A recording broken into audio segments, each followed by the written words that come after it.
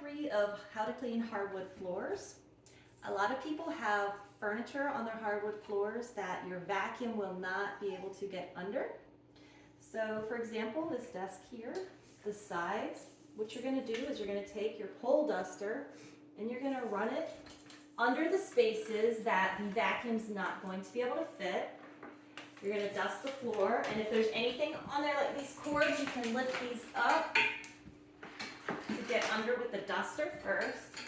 Of course, we're always going to dust the little legs here too. And then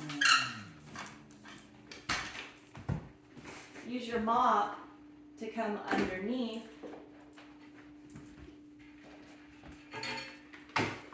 All the way up to the edge of the wall. Same with, for example, over here, there's a bookcase. I'll do the same thing here with my duster first. This will get any debris, and then you can vacuum it up with the vacuum once you kind of flick it off to the side like this. Let's see if you might have to angle your mop a little bit like this.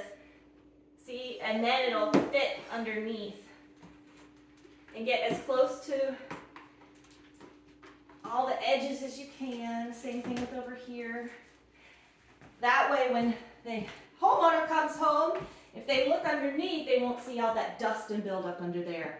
And it'll cut down on any complaints that we might receive. So make sure you always dust. When there's hardwood floor and furniture, dust underneath, and then mop it. If the mop does not fit, then you could try to get it with your hand with a microfiber cloth or something, a skinnier tool.